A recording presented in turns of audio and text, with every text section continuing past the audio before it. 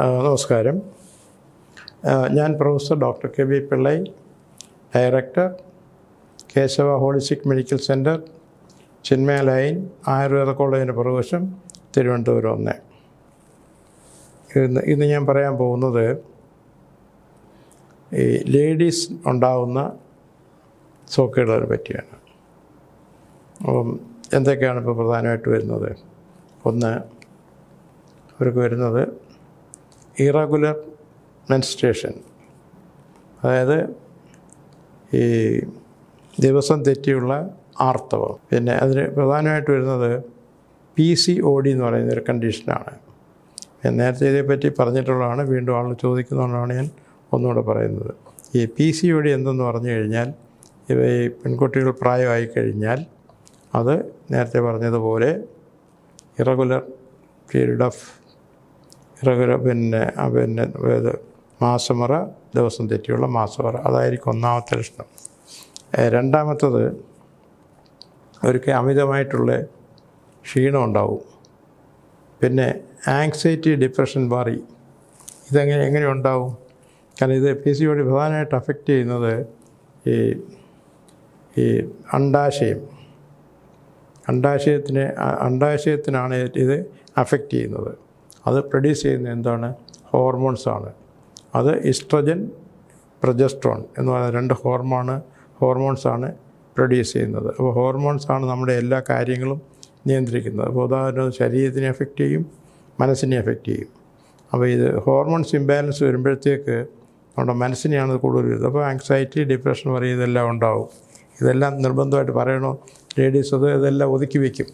അപ്പോൾ അത് പറയത്തില്ല. കാരണം ഇത് നല്ലൊരു ഗൈനക്കോളജിസ്റ്റിൻ്റെ അടുത്ത് പോകുമ്പോഴത്തേക്കാണ് PCOD ഉണ്ടെന്ന് തന്നെ അറിയുന്നത്. അപ്പോൾ ഇത് ശരിക്കും ട്രീറ്റ്മെൻറ്റ് ചെയ്തില്ലെങ്കിൽ അവരുടെ ലൈംഗിക അവയവം, എൻ്റെ പറഞ്ഞാൽ യൂട്രസ് മാത്രമല്ല, പിന്നെ ഈ ഓവറി എന്ന് പറയുന്നതാണ് അണ്ഡാശയം. അപ്പോൾ ഇതിനകത്ത് സെല്ലുകളൊക്കെ പതോജനിക്, ഒരു കുഴപ്പക്കാരായിട്ടുണ്ടാവും. അപ്പോൾ ഈ സെല്ലുകളൊക്കെ ഉപയോഗിച്ചിട്ട് ആവശ്യമില്ലാത്ത സെല്ലുകളൊക്കെ അക്യുമുലേറ്റ് ചെയ്തിട്ട് അതൊരു സിസ്റ്റായിട്ട് ആദ്യം ഫോം ചെയ്യും. സിസ്റ്റം എന്ന് പറഞ്ഞു കഴിഞ്ഞാൽ ഒരു ചെറിയ കൊച്ചു മഴകൾ പോലെ എന്നുള്ള നമുക്ക് പറയാം. പക്ഷേ അത് മഴയല്ല, യഥാർത്ഥം അതിനകത്ത് വെള്ളക്കെട്ട് പോലെ ഇരിക്കും. അപ്പോൾ നമ്മൾ യൂട്യൂബിൽ തന്നെ നിങ്ങൾ നോക്കിക്കഴിഞ്ഞ് കഴിഞ്ഞാൽ PCOD റെഫർ ചെയ്ത് കഴിഞ്ഞാൽ കാണാം, അതിൻ്റെ പിന്നെ യൂട്രസിൻ്റെയും അതുപോലെ അണ്ഡാശയത്തിൻ്റെയും ഒക്കെ ആ രീതികളും അതിൻ്റെ ആ ഫങ്ഷനെ പറ്റിയും കുറേയൊക്കെ അറിയാൻ സാധിക്കും. എന്നാൽ തന്നെ ഡോക്ടറെ അടുത്ത് പോയി കഴിഞ്ഞാൽ അവർ പറഞ്ഞു തരും. അപ്പോൾ ഇങ്ങനെ വരുമ്പോഴത്തേക്ക് എന്ത് വരും? ഇറഗുലർ മെൻസ്ട്രേഷൻ വരും. അത് ശരീരത്തിൻ്റെ മനസ്സിനെയും ബാധിക്കും. പിന്നെ അവർക്ക് ബാക്ക് പെയിൻ ഉണ്ടാവും. ബാക്ക് പെയിൻ എന്ന് പറഞ്ഞാൽ നടുവേദന ഉണ്ടാവും. പിന്നെ ഈ അഥവാ പീരീഡ് ഉണ്ടായിക്കഴിഞ്ഞാൽ തന്നെയും അതിന് ഡിസ്മെനോറിയ എന്ന് പറഞ്ഞു കഴിഞ്ഞാൽ ഡിഫിക്കൽറ്റി ഓഫ് മെൻസസ്. ഈ പീരീഡിൽ അമിതമായിട്ടുള്ള വേദന, അതത് നടുവിനെ എഫക്റ്റ് ചെയ്യും. ആ വേദന ഇങ്ങനെ താഴോട്ട് വന്ന് തുടയിലും കാലിലും ഒക്കെ അത് എഫക്റ്റ് ചെയ്യും. പിന്നെ ചില കുട്ടികൾക്ക് ഈ തലവേദന വരെ, നിൽക്കാത്ത തലവേദന വരെ ഉണ്ടാവും. അപ്പോൾ ഓരോ പേഷ്യൻ്റ്, ഓരോ ഇൻഡിവിജ്വൽസിനും ഓരോ രീതിയിലാണത് അഫക്റ്റ് ചെയ്യുന്നത്. പിന്നെ കൂടുതലായിട്ട് ഈ ഹോർമോൺ ഇംബാലൻസ് വരുന്നത് കൊണ്ട് മിക്കവാറും ഒബേസിറ്റി, ശരീരത്തിന് ഒരു കാര്യമില്ലാതെ ശരീരം വർദ്ധിക്കും, വെയിറ്റ് വർദ്ധിക്കും. അപ്പം അതും ഒരു കാരണമാണ്. ചിലപ്പോൾ നമ്മൾ വെയിറ്റ് കൺട്രോൾ, ആഹാരം നിയന്ത്രിച്ചാലും കാരണം ഹോർമോൺസ് അല്ലേ. അപ്പോൾ അതുകൊണ്ട് വെയിറ്റ് ഉണ്ടാകാനുള്ള സാധ്യത ചുരുക്കി. പിന്നെ അതിനോടനുബന്ധിച്ച് തന്നെ ചില സ്ത്രീകൾക്ക്, അല്ലെങ്കിൽ ഒരു 10 ഇത് ഉണ്ടാകുന്നതിന് ഒരു പീരീഡ് കഴിഞ്ഞതിന് ശേഷമാണ്. അപ്പോൾ അവർക്ക് നേരത്തെ പറഞ്ഞ പോലെ അമിതമായിട്ടുള്ള ക്ഷീണമെല്ലാം ഉണ്ടാവും.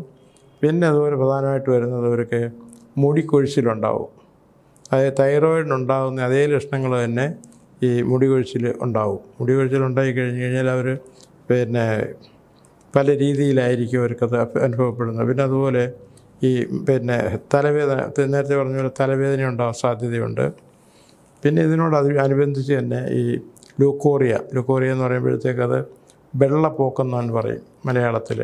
അപ്പോൾ ഇതുപോലുള്ള ഒരുപാട് കാര്യങ്ങൾ അവർക്ക് ഉണ്ടാവും. അപ്പോൾ ഇതേപ്പറ്റി കൂടുതൽ നിങ്ങൾക്ക് അഡ്വൈസ് കിട്ടണമെന്നുണ്ടെങ്കിൽ നിങ്ങളൊരു ഗൈനക്കോളജിസ്റ്റിനെ തന്നെ പോകണം. ഒരു പെണ്ണുങ്ങൾ, ഇപ്പോൾ ലേഡീസിന് ഇറഗുലർ പീരീഡ് കണ്ടു കഴിഞ്ഞാൽ ഉടനെ ഒരു ഡോക്ടർ വേണം. ഇല്ലെങ്കിൽ ഇത് ഈ PCOD ശരിക്കും ഇത് കൺവേർട്ട് ചെയ്ത് വന്നിട്ട് ഇത് കോംപ്ലിക്കേഷനായിട്ട് ക്യാൻസർ വരാൻ സാധ്യതയുണ്ട്. അതൊരു ടെസ്റ്റ് സ്റ്റേജാണ്. എന്നിട്ട് തന്നെ ഇതിനെയൊക്കെ ഒഴിവാക്കുന്നതിന് നേരത്തെ തന്നെ ഞങ്ങളൊരു മെഡിക്കൽ എക്സാമിനേഷൻ ഗൈനക്കോളജിസ്റ്റിനെ കൊണ്ട് തന്നെ ചെയ്യിക്കണം. അപ്പം ഏത് സിസ്റ്റം ആയാലും കുഴപ്പമില്ല. ഗൈനക്കോളജി എന്ന് പറയുമ്പോഴത്തേക്ക് മോഡേൺ മെഡിസിനുണ്ട്, ഹോമിയോപ്പതിക് മെഡിസിനുണ്ട്, ആയുർവേദമുണ്ട്, എല്ലാം ഉണ്ട്. ഇതിലേതെങ്കിലും ക്വാളിഫൈഡ് ഡോക്ടർ പോയി കഴിഞ്ഞാൽ ഇതിന് എഫക്റ്റീവായിട്ടുള്ള ട്രീറ്റ്മെൻറ്റ് കിട്ടുന്നതായിരിക്കും. പിന്നെ ഇതിനോട് അസോസിയേറ്റ് തന്നെ വൈറ്റമിൻ ഡെഫിഷ്യൻസി വരും. അപ്പോൾ അതിന് നോക്കിയിട്ട് സപ്ലിമെൻറ്റ്സ് ഉപയോഗിക്കണം. പിന്നെ പ്രധാനമായിട്ട് വരുന്നത് പിന്നെ അവർക്ക് ഈ സ്തനത്തിലുണ്ടാകുന്ന മുഴകളാണ്. അപ്പം അത് അപ്പോൾ നമ്മളൊരു മുഴ കണ്ടു കഴിഞ്ഞാൽ ഒരു ഗൈനക്കോളജിസ്റ്റിനെ കാണിക്കണം. അപ്പോൾ അതിന് അവർ മാമോഗ്രാം എന്ന് പറഞ്ഞൊരു മെത്തേഡുണ്ട്. ആ മെത്തേഡ് എടുത്തു കഴിഞ്ഞാൽ അതിൻ്റെ കണ്ടീഷൻ നമുക്കറിയാൻ സാധിക്കും. കാരണം ഇതെല്ലാം നമ്മൾ പിന്നെ നേരത്തെ തന്നെ സൂക്ഷിച്ചില്ലെങ്കിൽ ഇത് പല രീതിയിലുള്ള ക്യാൻസറായിട്ടൊക്കെ കൺവെർട്ട് ചെയ്യാൻ സാധ്യതയുണ്ട്. അപ്പോൾ അതായത് prevention is better than cure എന്ന് പറയുന്ന ആ പ്രിൻസിപ്പിളാണ് നമ്മൾ അഡോപ്റ്റ് ചെയ്യേണ്ടുന്നത്. പിന്നെ ഏറ്റവും പ്രധാനമെന്ന് പറഞ്ഞു കഴിഞ്ഞാൽ ന്യൂട്രീഷനാണ്. നമ്മൾ പിന്നെ ഉപയോഗിക്കുന്ന ആഹാരത്തിലൊന്നും വലിയ ന്യൂട്രീഷൻ ഇല്ല. എല്ലാം കെമിക്കൽ ചേർത്തിട്ടുള്ള ആഹാരങ്ങളാണ് നമുക്ക് കിട്ടുന്നത്. അതുപോലെ തന്നെ ഈ പിന്നെ പഞ്ചസാരയുടെ ഉപയോഗം, പ്രത്യേകിച്ച് വൈറ്റ് ഷുഗർ ഉപയോഗം വളരെ ഉപയോഗിക്കാതിരിക്കുക എന്നുള്ളതാണ്. അതിന് പകരം നമ്മൾ ബ്രൗൺ ഷുഗർ ഉപയോഗിക്കുക. അപ്പോൾ ഇതുപോലെ നമ്മളെക്കൊണ്ട് ചെയ്യാവുന്ന കാര്യങ്ങളൊക്കെ നമ്മൾ ചെയ്യുക. പിന്നെ മാക്സിമം ഫ്രൂട്ട്സ്, പിന്നെ വെള്ളം നമ്മളെല്ലാം പറയുന്ന പോലെ ഒരു ബോഡിയുടെ എല്ലാ പിന്നെ ഫങ്ഷന് വേണ്ടിയിട്ടും നമുക്ക് വേണ്ടുന്ന ഒരു 3 to 4 liters ഓഫ് വാട്ടർ വേണം. എന്ന് പറഞ്ഞു കഴിഞ്ഞാൽ ഒരു 10-15 ഗ്ലാസ് വെള്ളം നമ്മൾ ദിവസേന ഇങ്ങനെ കുടിക്കേണ്ട കാര്യം. അപ്പോൾ ആഹാരത്തിൻ്റെ കൂടെ വെള്ളം കുടിക്കേണ്ട, നേരത്തെ ഇങ്ങനെ നമ്മൾ സിപ്പ് ചെയ്ത് കഴിഞ്ഞാലും മതി. അപ്പോൾ നമ്മൾ ഏറ്റവും കൂടുതൽ നമ്മൾ റിജക്റ്റ് ചെയ്യുന്നത് ഈ വെള്ളം കുടിയാണ്. അപ്പോൾ വെള്ളം കുടിച്ചില്ലെങ്കിൽ ഒരുപാട് സോക്കേടുകൾ നമുക്ക് ഉണ്ടാകാൻ സാധ്യതയുണ്ട്. ഇത്രയൊക്കെ പറഞ്ഞെങ്കിൽ തന്നെ ഞാൻ മെയിനായിട്ട് ചെയ്യുന്നത് ആൻജിയോഗ്രാം ഒഴിവാക്കുക, അതുപോലെ ബൈപ്പാസ് സർജറി ഒഴിവാക്കുക, ആൻജിയോപ്ലാസ്റ്റി ഒഴിവാക്കുക. അതാണ് ആൻജിയോഗ്രാം എന്ന് പറഞ്ഞു കഴിഞ്ഞാൽ നമ്മളൊരു ഹാർട്ടിൻ്റെ ബ്ലോക്ക് കണ്ടുപിടിക്കുന്നതിനായിട്ട് ഉപയോഗിക്കുന്ന ഒരു മെത്തേഡാണ് ആൻജിയോഗ്രാം.